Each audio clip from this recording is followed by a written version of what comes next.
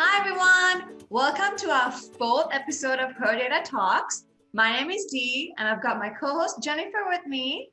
Jen, would you like to introduce our first 2021 guest? Absolutely. I'm so excited, Zach. Thank you for joining us. Today we're talking to Zach Bowders, and he is no stranger to the Tableau community, Tableau ambassador, right? And founder of Data Plus Love podcast, which is very popular, and also a BI specialist still at JLL. Is that correct? That is. Awesome. Well, thank you so much. We're so excited to talk to you today. Thanks for having me. I'm happy to be here. Awesome. Yeah.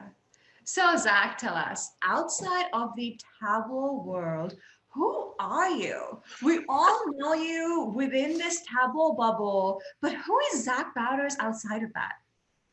I mean, Zach Bowders currently is not much outside of that beyond husband and father. So in a normal world where we were functioning and all had places to be, that might be a different situation. But really, I'm a dad of two girls. My wife's an attorney, so she brings in more than I do. So she's got the higher pressure, higher stress job. Doing corporate analytics is less stress than that somehow. And then I've got two girls, both of which are incredibly dyslexic. And there's not like a scale of dyslexia, but they both have dyslexia and dysgraphia, which means not only do they jumble things up when they read them, when they bring them in, but they also jumble them up when they spit them back out on paper. So that's been a lot of work as a parent and also a small fortune. I can only imagine just the learning curve there for them. But I guess a part of it is in knowing, right? Being able to know their challenge and try to address it. Just knowing makes a huge difference. Yeah, absolutely. I have our twin 4-year-olds. One of them has sensory processing challenges, and we found that out mid-year last year. And I think just knowing that, it was this light bulb. Like, I understand you now. Now I can cope with what it is that is afflicting you. So yeah. So tell us, besides that, tell us something else. Is there anything else that you but most people don't know about you? Do you have some secret talents? You can stand on one hand. I don't know why that was an example, but that's our example. Well, I'm 39, so I'm due for a midlife crisis. So a lot of people, buy a sports car, which I can't afford, or have an affair, which I wouldn't do. So instead, I did something equally reckless and foolish and bought a one wheel, which I don't know if you know what that is, but it's hoverboard's drunk, more dangerous twin. Oh my gosh. I've seen those. So I've been doing that and enjoying it, and it's scary as hell. And the first time I got on it, like, I'd watched YouTube videos for a while. I knew everything about how to do it. I went out to a parking lot in the park, and I'm like, okay, I'm gonna get up, I'm gonna balance, I'm gonna ease into it, go forward a little bit and stop. The first thing I do is I get up, I start to go forward, I panic because I'm going faster than I expect. I lift my front foot, which is the wrong foot to lift. Because the front foot is what's leaning forward and powering it to go. So my back foot steps off and plants on the ground. My front foot continues to accelerate forward, and I go into an uncontrolled splits in the middle of the parking lot. I'm pretty sure cursing in front of an elderly lady. And I think I pulled something. I didn't do it again for about 2 weeks, but I haven't had any major incidents since then. So are you good? Like, can you balance and roll around the streets now, or what? I mean, I'm pretty good. Like, honestly, they're not as stable as they appear. They're really sophisticated and have some cool gyroscopes in them. So it's all about steering by leaning and stuff like a skateboard, except it can go up to 13 miles an hour. So yeah, I'm not one to take it on trails in the park, but doing on sidewalks and streets and doing laps around parks is all good. I really want to get one of these. Sorry. I was going to say, can we get a quick video clip of you doing this, please? Yes. I wish we knew before. No, I shot some. I shot some of me on it right around TC 20-ish. So I shot a video of me, it was like a steady cam shot around the house. So I'm just talking, but the background keeps moving around me because I was doing it inside.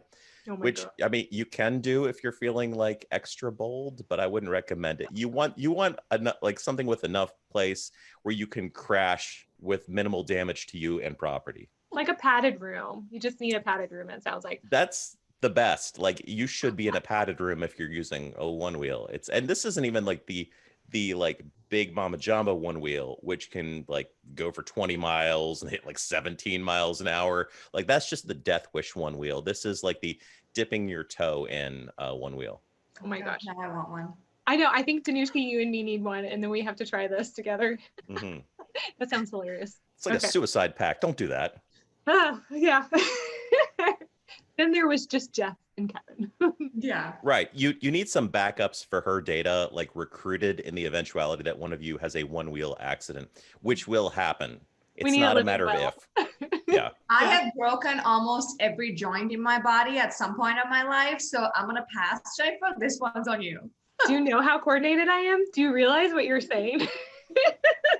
You I think also it's a have bad 4 call. kids, I so think no. you're not a good friend if you want me to do this. Yeah. That's funny though. Okay, I'm gonna Google some videos. I'm a better friend because I do. Okay. Yeah. All right, moving on, Zach.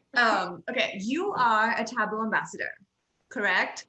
So for someone who has never heard the word Tableau ambassador before, can you kind of clarify what that means, what that entails? Sure. Tableau ambassadors are people that Tableau software sort of tapped to be representatives to the larger community of users. So rather than Tableau trying to do everything itself, like but just hiring tons of people to try to, not just sort of manage the relationships online and social media, but really just also be cheerleaders and help people and support people. Instead of doing that, they find people out there in the community that are already kind of doing that in their own capacities. So I was part of last year's class, which was the biggest class of ambassadors. And I mean, on one hand, it is part marketing for Tableau. So they're getting a bunch of people that are sort of super fans and they can sort of market off of that because they know they're going to produce a bunch of cool content. But on top of that, it's really just to serve that overall community because if you've got a great community of users making cool stuff, it's good for everybody. Absolutely. Yeah. Nice. I think we talked on our call yesterday, the whole coming to the Tableau community and hearing Zens and Ambat. I'm like, what is this? Well, when you tell someone that's not in the Tableau community, yeah, my boss is a Tableau Zen master, they're like, what? What are you talking about? Yeah. Or somebody made new up to the words. community, like, here, you should reach out to some ambassadors. It's like, what is this? What are you talking about? So So, that's clarifying. Yeah. So tell us a little bit about Data Plus Love. We're really interested. I've listened to quite a few episodes. They, for the most part, are quite funny. Very, very fun way She to. said for the most part, so the others is I'm just kidding. That was I not need a you to name comment about. names. That was not a comment about Zach. Gosh, that's so terrible. Can we not? Anyways, I really enjoyed getting to know the Tableau community that way. But what prompted you to start Data Plus Love?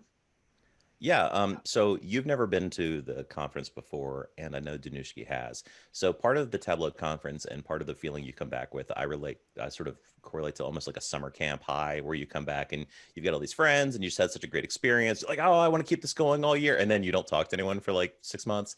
And one of the coolest things about Tableau conference, beyond the actual content and the events and all that, is the casual conversations that you have with people, like over a dinner or when you're waiting for something, or even at the airport while you're waiting for your flight. So I was like, oh man, I would really like to find a way to keep that rolling all year round. And the first thing that came to my head is podcasts, because I listen to just a ton of podcasts. They're great for like sort of making chores more effortless or having on in the background as you're doing something or picking your kids up. So I was like, okay, how do I sort of take this concept and bring it to that? And one of the things I was thinking about was just trying to replicate the idea of the casual conversation. So when I do Data Plus Love as a podcast, none of it's scripted in advance. I don't even have questions in advance. I literally just do a little background on the person. So I have, a general starting point, and then we just start talking. So it's a little bit of a high wire act. And I tell people, look, the first minute or two might be a little rough because we're going to be trying to figure out where we're going with this, but we've never missed yet. So Yeah. I introduce them, we start talking, and then we get going. And after about 35 minutes or so, we wrap it up and we're done. But the most complicated part of doing a podcast with no pre-planned questions is having to just really get good at active listening. So many times when we talk to people, we're waiting for the next thing that we'd like to say, or they say something and we say, oh, there's something I want to say related to that. And then we sort of tune out what comes next. So with Data Plus Love, I've really had to engage a lot more with that and learn to pivot when someone says something really good or interesting, ask them to elaborate on that or follow up. And even if I had something I wanted to get to later, maybe just push that aside and not do that. to instead allow what they would like to talk about come to the surface.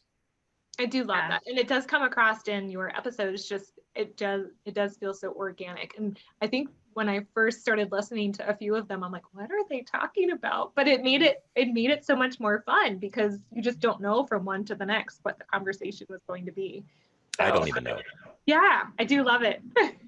I totally understand the active listening aspect too, because now that we do Her Data Talks, it's a lot more, you need to be there, right there, here and now, and not think about what I'm having for lunch, because I always do that. So. I'm always thinking about lunch though. I'm going to be fair, no disrespect to anybody, but what meal is next and what I'm having is like a present all the time conversation in my head.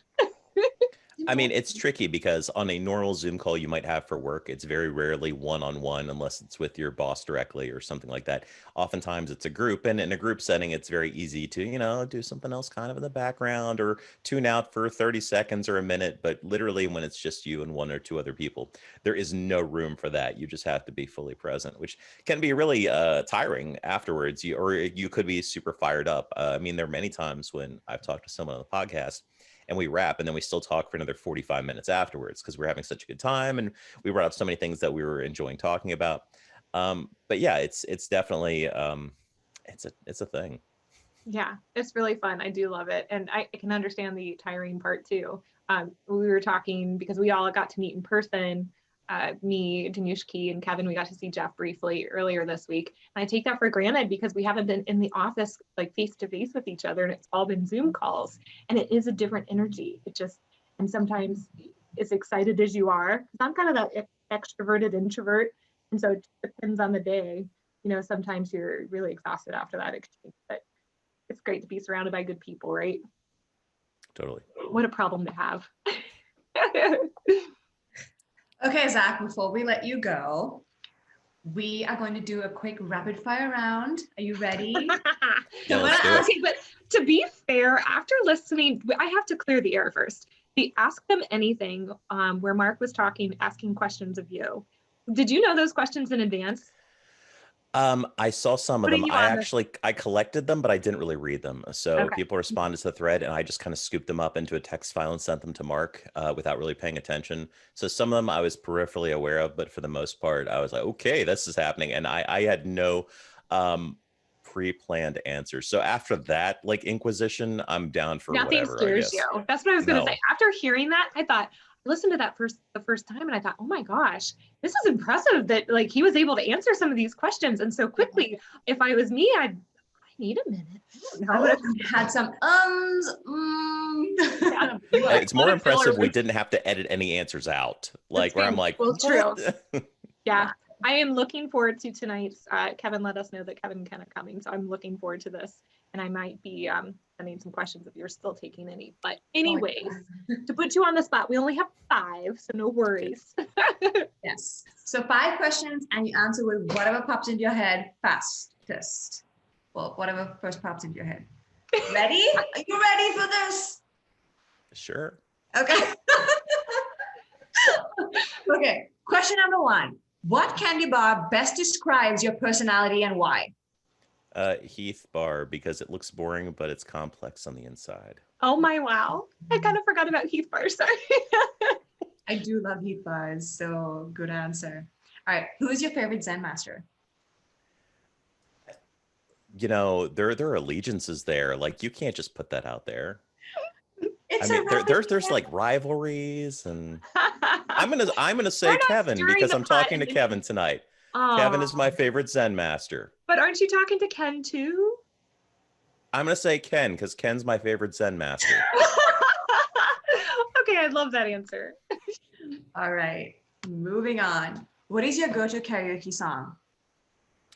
I'm gonna say "Don't Stop Believing" because it's easy, and everyone gets into it and they start singing. So even if you're not feeling super confident on some of those Steve Perry high notes, it doesn't matter. Mm-mm. Can you give us a quick 3-second preview? She's just a small town girl. Let me tell you, having like low shame threshold, it really lifts a lot off you. And I blew out your audio, so it doesn't matter anyway. You made my Friday. This is perfect. Okay. All right. Next question. If the tableau conference could be anywhere in the whole entire world, where would you want it to be? No pressure to say Cincinnati. Don't worry about that. I'd love to have it back in New Orleans again. New Orleans was great. It was spread out. There's lots of cool stuff to do. Vegas is great, but Vegas is Vegas. And if you've done it once, you've kind of done it a million times. But New Orleans is a great spread out city with lots of stuff to do. And even though the convention center is like 3 miles long, that's okay. Would Cincinnati not be on the list at all? Is that what you're trying to say? You know, I have no context for Cincinnati. So like Cincinnati is neither hot nor cold for me. Cincinnati is not on my radar. Hello, what about all the data community, awesome people that are in Cincinnati? Abruptly ending the call. I'm kidding. Ken is my favorite Zen master. Who's not in Cincinnati? No. That's fantastic. Okay. What is your most favorite Tableau tip? Wow, I just love some of the keyboard shortcuts like G for grid. So sometimes, obviously, we'd prefer to do stuff inside containers where you can very easily fit stuff in, but that doesn't always work out, particularly if it's a passion project that, you know, requires you to think outside the box and float some stuff. So, I mean, obviously, you can map the coordinates to stuff, but sometimes you just want to eyeball it. And, you know, hitting that G for grid button is super handy for aligning some stuff. So. Nice. Awesome. All right, one more bonus question because I was going to say, you forgot the bonus. Very important one. What is your go-to cereal? Okay, it's the ginger granola from Trader Joe's. It's good. Sounds very healthy. It's not. That is an unexpected answer. Ginger granola. Okay. I've got some It's got things like crystallized ginger in it. It's really tasty. And it's got this like nice little heat to it from the ginger. So it's a twist on the traditional granola, and it's got nuts and all that fun stuff. Here we are thinking of like Reese's Puffs and. I know we are Reese Puffs girls, and I guess I just imagined if you had that as an option, everyone's gonna hands down pick that. But okay, granola, ginger granola. I mean, you know what? Like that's good in small doses, but it's the kind of thing I'd burn out on. And some of those like Air Crisp cereals are just, you know, the ratio between that and the milk, like either you have to get it to it really quick and it's like overly dry, or you wait too long and it's overly soggy. You know, I overthink things. This is a lot to consider. I never took this as serious as I should, but yeah, I know. This is good. Awesome. I mean, it's going to be on the record. I know. Yeah. If you're putting it on the record, like you got to put some thought into these things. And I put like half a second into favorite cereal there. So. Well, yeah, that's fair. I guess we just need to explore cereal out more. Yeah. This got weird, guys. This got weird. I honestly am sitting here contemplating. I have nothing to follow up with. I don't. Well, you know, we could sit here and talk about, you know, more Tableau related stuff, but when is anyone going to ask you what your favorite cereal is? Like, come on now. Who'd win in a knife fight, Ken or Jeff Schaefer? I don't know. I'm leaving Kevin out. You know, it's the hard hitting questions that we never think to ask. I'm talking like a gentleman's knife fight, like Sharks and Jets, where they hold like, you know, a bandana with one hand and each have a switchblade. Hilarious. Something like that. I kind of thought the best question there was the candy bar. I'm not trying to say that I came up with it, but I thought that Keith would bar be is amazing. Yeah, that's amazing. Yes, agreed. I've not had one. I don't think. I don't know. God, girl. What? I need to explore. Like, I think my problem is honestly very simple. I find something I love and I eat it a lot. Okay, what's yours? Reese Cup or Snickers. I mean, or Twix. I mean, Twix. Luckily for me, I feel like my favorite candy bars are all of the popular Halloween candies. And now that I have 4 boys, I'm set for life. It may not have been a part of the planning. If I was to answer this question though, I would probably say Snickers because I'm a little nutty. Yeah. This is why we're good. I love it. Well, thank you so much, Zach. This was a lot of fun. I really enjoyed talking to you, finally getting to quasi meet you. We really appreciate it. So thank you. Thank you for having me on, ladies. I hope we get to do this in person sometime soon. Yeah, absolutely. And go hard tonight. Take that, Flurlages. Good luck. All right. Bye, Zach. Bye. Bye.